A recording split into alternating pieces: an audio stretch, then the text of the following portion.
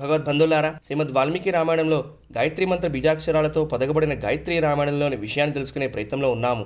ఇంతవరకు 12 శ్లోకాలు వాటితో కూడుకుని ఉన్న రామకథని తెలుసుకున్నాము. కథాభాగంలో వానరులందరూ కూడా 4 దిక్కుల వైపులకి పంపించి వారికి 30 రోజుల సమయాన్ని ఇస్తాడు సుగ్రీవుడు. ఉత్తరము, తూర్పు, పడమర దిక్కులకి వెళ్ళిన వానరులు 30 రోజుల్లోనే వెనక్కి వచ్చి సీతమ్మ జాడ కనిపించలేదు అని చెబుతారు సుగ్రీవుడికి. దక్షిణ దిక్కుకి వెళ్ళిన వానరుల్లో హనుమంతుల వారు ఉన్నారు కాబట్టి రామకార్యం తప్పక సిద్ధిస్తుంది అని అంటారు ఆ వానరులందరూ కూడా. దక్షిణ దిక్కుకి వెళ్ళిన వానరులు కందమూల ఫలాలు తింటూ సీతమ్మ వారి కోసం కష్టపడుతూ చాలా చోట్ల వెతుకుతారు. వారు అలా వింధ్యపర్వతం వరకు వస్తారు. వింధ్యపర్వతంలోని గుట్టలు, నదీ నదములు అన్నీ వెతుకుతారు. అలా వెతుకుతుండగా వారికి ఒక పెద్ద బిలము అంటే గుహ కనిపిస్తుంది. అందులో నుండి చాలా పక్షులు బయటికి తడి రెక్కలతో రావడం చూసి అక్కడ ఏదో నీటి సరస్సు ఉందేమో అని గ్రహించి ఆ వానరులందరూ కూడా ఒకరి చేతిలో ఒకరు పట్టుకొని ఆ గుహ లోపలికి వెళ్తారు. మొదట్లో చీకటిగా ఉంటుంది, కానీ బాగా లోపలికి వెళ్ళాక వెలుతురు కనిపిస్తుంది. ఆ ప్రదేశము చాలా శోభాయమానంగా ఉంటుంది. అక్కడ కూడా బాగా వెతుకుతారు వానరులు. అప్పుడు వారు ఒక స్త్రీని చూస్తారు.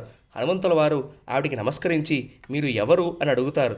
దానికి సమాధానంగా ఆ తపస్విని చెబుతుంది, పూర్వము మయుడు అనే రాక్షసుడు ఉండేవాడు. ఆయన రాక్షసులకి విశ్వకర్మలాగా ఉండేవాడు. దివ్యమైన తేజస్సుతో ఈ ప్రదేశాన్ని అంతా నిర్మించినవాడు మయుడే అని చెబుతుంది. ఇక్కడ ఒక 1000 సంవత్సరాలు ఆ మయుడు తపస్సు చేసి బ్రహ్మదేవుడి వలన శుక్రాచార్యుడి నుండి శిల్పశాస్త్రం యొక్క జ్ఞానాన్ని అందుకున్నాడు.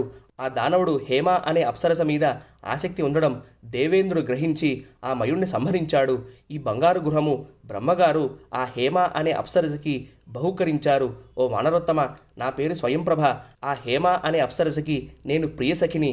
నేను ఈ భవనాన్ని కాపాడుతూ ఉంటాను అని చెబుతుంది. ఇప్పుడు మీరు ఇక్కడికి రావడానికి ఏమిటి కారణము అని అడుగుతుంది ఆ తపస్విని. అప్పుడు హనుమంతుల వారు జరిగిన కథనంతా చెబుతారు.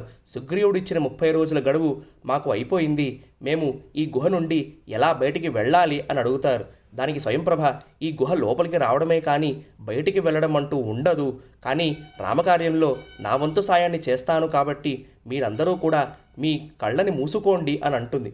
వాళ్ళు కళ్ళు తెరిచి చూసేసరికి దక్షిణ సముద్ర తీరం దగ్గర ఉంటారు. ఆ తర్వాత స్వయంప్రభ ఆ గుహ లోపలికి వెళ్ళిపోతుంది. అలా బయటికి వచ్చాక ఆ మహాసముద్రాన్ని చూసి అంగదుడు చెబుతాడు, సుగ్రీవుడు ఇచ్చిన 30 రోజుల గడువు అయిపోయింది. ఇంకా సీతమ్మ జాడ కనిపించలేదు. కాబట్టి ఇప్పుడు మనం వెళ్ళిన ప్రయోజనం ఏమీ లేదు. సుగ్రీవుడు మనకి మరణదండనే విధిస్తాడు. కాబట్టి మనం ఇక్కడే ప్రాయోపవేశం చేద్దాము అని చెబుతాడు. తారుడు అనే వానరుడు మనం ఆ స్వయంప్రభు గుహలోకే ఉండిపోదాము అని సలహా ఇస్తాడు. దానికి హనుమంతుల వారు అంగీకరించారు. లక్ష్మణస్వామి బాణాలు చాలా తీవ్రంగా ఉంటాయి. ఆ గుహని క్షణాలలో భస్మం చెయ్యగలవు. అంగద, మీ పిడతండ్రి అయిన సుగ్రీవుడు నిన్ను ఎప్పుడూ చంపడు. ఆయనకి నువ్వంటే చాలా ప్రీతి. కాబట్టి మనం ఎలాగైనా సరే కార్యాన్ని సాధించే తీరాలి అని చెబుతారు హనుమంతుల వారు. అయినా కూడా అంగదుడు వినకుండా దర్భలను పరుచుకొని ప్రాయోపవేశానికి సిద్ధపడతాడు. అతన్ని చూసి మిగిలిన వానరులందరూ కూడా అలా ప్రాయోపవేశానికి సిద్ధపడతారు. ఇంతలో అక్కడికి ఒక పెద్ద గృధ్రరాజు అంటే ఒక పెద్ద పక్షి వస్తుంది. ఆహా, ఇవాళ నాకు చాలా ఆహారం దొరికేలాగా ఉంది. వీళ్ళందరూ ప్రాయోపవేశం చేశాక ఒక్కొక్కరిని తినేస్తాను అని అంటాడు సంపాతి. ఇది విన్న అంగదుడు ఈ పక్షికి ఆహారం అవడం కన్నా జటాయువులాగా యుద్ధంలో మరణించడం చాలా అదృష్టము అని అంటాడు. జటాయు పేరు వినగానే చాలా కాలం తర్వాత ఆ పేరు విన్నాను. జరిగిన విషయాన్ని చెప్పండి అని అంటాడు సంపాతి. అప్పుడు అంగదుడు జరిగిన కథ అంతా చెబుతాడు. ఆ జటాయువు నా సోదరుడు, నా తోబుట్టువు. పూర్వము నేను మా తమ్ముడు జటాయువు సూర్యమండలం వరకు వెళ్ళాము. ఆ వేడికి జటాయు యొక్క శక్తి క్షీణించింది. అప్పుడు నేను జటాయువుని నా రెక్కలతో కప్పివేశాను. సూర్యకిరణాల వేడి వల్ల నా రెక్కలు కాలిపోయాయి. అప్పుడు నేను ఈ వింధ్యపర్వతం దగ్గర పడిపోయాను. ఆ తర్వాత మా తమ్ముడి జాడే తెలియలేదు అని అంటాడు సంపాతి. రామకార్యంలో నాకు తోచిన సాయం నేను చేస్తాను. సీతని రావణాసుడు తీసుకుని వెళ్ళడం నేను చూశాను. ఇక్కడ నుండి కాంచనలంక 100 యోజనాల దూరంలో ఉంటుంది. నేను ఇక్కడ నుండే రావణాసురుణ్ణి, సీతమ్మని కూడా చూడగలను అని చెబుతాడు సంపాతి. మీరు త్వరగా ఈ 100 యోజనాల సముద్రాన్ని దాటే ప్రయత్నాన్ని ప్రారంభించండి. మాకు కూడా గరుత్మంతుడిలాగా దివ్యమైన కంటిచూపు బలము ఉన్నాయి. మేము మా ఆహారము సహజమైన దివ్యశక్తుల ద్వారా 100 యోజనాలే కాదు ఇంకా దూరంగా చూడగలము అని చెబుతాడు సంపాతి. ఆ తర్వాత అక్కడున్న వానరుల సాయంతో సంపాతిని ఎత్తి ఆ సముద్ర తీరం దగ్గరికి తీసుకుని వస్తారు. అప్పుడు సంపాతి తన తమ్ముడైన జటాయువుకి జలతర్పణం ఇస్తాడు. అప్పుడు జాంబవంతుడు సీతమ్మ గురించి ఇంకా చెప్పు అని అడుగుతాడు. దానికి సంపాతి తన కుమారుడైన సుపార్శ్వుడు ఒకరోజు ఒక దుష్టుడు ఒక స్త్రీని తీసుకుని వెళ్తుండగా చూశాడు.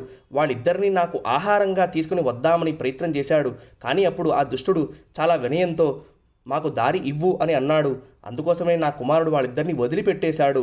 అప్పుడు అక్కడున్న సిద్ధులు చారణలు కూడా, నాయనా నువ్వు బ్రతికిపోయావు, రావణాసుడి చేతిలో నీకు చావు మూడలేదు ఆ రోజు అని చెప్పారు. సుపార్షుడి ద్వారా రావణాసుడు సీతమ్మని అపహరించాడు అని నాకు తెలిసింది. ఈ ప్రదేశంలో నిశాకరుడు అనే ఋషి ఉండేవారు. ఆయన స్వర్గస్థుడయ్యి 8,000 సంవత్సరాలు గడిచిపోయాయి. నాకు రెక్కలు ఎప్పుడైతే శ్రీరామ కార్యంలో మాట సాయం చేస్తానో అప్పుడు వస్తాయి అని చెప్పాడు నిశాకర మహర్షి. అప్పటి నుండి మీ రాక కోసం ఎదురు చూస్తూనే ఉన్నాను అని అంటాడు సంపాతి. ఇలా చెప్పగానే సంపాతికి రెక్కలు వస్తాయి. రామకార్యంలో చిన్న మాట సాయం చేసినా సరే అద్భుతమైన ఫలితాలు ఉంటాయి. అంతేకాకుండా కాలాన్ని అనుసరిస్తూ ఓపికతో ఉంటే ఎప్పటికైనా మంచి రోజులు వస్తాయి అని నిరూపిస్తుంది శ్రీమద్ రామాయణం. అప్పుడు అంగదుడు వానరులందరినీ కూడా అడుగుతాడు, ఈ సముద్రాన్ని దాటడానికి మీకున్న శక్తి ఏంటో చెప్పండి అని. గజుడు నేను 10 యోజనాలు వెళ్ళగలను అని అంటాడు. గవాక్షుడు 20, గవయుడు 30, శరభుడు 40, మైందుడు 60, ద్వివిధుడు 70, సుషేనుడు 80, జాంబవంతుడు 90 యోజనాలు వెళ్ళగలము అని చెప్తాడు. కానీ జాంబవంతుడు ఇంకొక మాట కూడా అంటాడు. త్రివిక్రమావతార సమయంలో నేను ఈ భూమండలం మొత్తము కూడా 21 సార్లు ప్రదక్షిణ చేశాను అని అంటాడు. శ్రీమద్ రామాయణం నిరూపిస్తుంది వృద్ధాప్య దశలో మనం ఎలా ప్రవర్తిస్తాము అని. నిన్నటి గొప్పలు నేడు ఎందుకు పనికిరావు అని జాంబవంతుడి మాటల్లో మనకు అర్థమవుతుంది. అందుకోసమనే శ్రీమద్ రామాయణాన్ని పఠనము శ్రవణము చెయ్యాలి. కైకేయి, జాంబవంతుడు, సుగ్రీవుడు, వాలి వీళ్ళందరిలోనూ ఉన్న భావనలు, చేసే పనులు, చెప్పే మాటలు మన నిత్య జీవితంలో కూడా కనిపిస్తూనే ఉంటాయి. ఆలోచన విధానంలో, చెప్పే మాటల్లో మార్పు రావాలి అంటే భగవత్ కథా శ్రవణము, గ్రంథ పఠనము ద్వారానే లభిస్తాయి అని మనం బాగా తెలుసుకోవాలి. ఇలా అందరూ వారి బలాలని చెప్పాక ఎవరూ కూడా పూర్తిగా 100 యోజనాలు దాటి అక్కడ సీతమ్మ వారిని వెతికి వెనక్కి వచ్చేటట్టుగా కనిపించడం లేదు. కాబట్టి ఈ క్లిష్ట పరిస్థితిలో ఏమి చెయ్యాలి అని అడుగుతాడు అంగదుడు. దానికి సమాధానంగా జాంబవంతుడు, అదిగో ఒక వీడు దూరంగా కూర్చుని ఉన్నాడు కదా, ఆ మహాత్ముడిని నేను ప్రేరేపిస్తాను అని జాంబవంతుడు హనుమంతుల వారికి తన శక్తిని గుర్తు చేస్తాడు. అక్కడున్న వానరులందరికీ కూడా హనుమత్ జన్మ వృత్తాంతం చెబుతాడు. ఈ హనుమంతుడు అంజనా గర్భంలో వాయుదేవుడికి అంశగా జన్మించాడు. ఇంద్రుడు తన వజ్రాయుధంతో కొట్టడం వల్ల ఆయన దవడ వాచింది. అప్పటి నుండి ఆయన పేరు హనుమ అయింది. ఈయనకి అందరి దేవతల నుండి చాలా వరాలు ఉన్నాయి అని చెబుతాడు జాంబవంతుడు. ఇచ్చిన ప్రేరణతో హనుమంతుల వారు పెద్ద భీమరూపము దాల్చి మహేంద్రగిరి పర్వతం మీద నిలిచి ఉంటారు. అక్కడితో కిష్కింధాకాండ సమాప్తి అవుతుంది. ఈ గాయత్రీ రామాయణంలోని మిగిలిన శ్లోకాలు, వాటితో కూడుకుని ఉన్న రామకథని రేపటి రోజున తెలుసుకోవడానికి ప్రయత్నం చేద్దాం. శ్రీమద్ రామాయణ కావ్యానికి మకుటాయమానమైన సుందరకాండని కూడా రేపటి నుంచి ప్రారంభిద్దాం. అంతవరకు హరే కృష్ణ, జయ శ్రీమన్నారాయణ.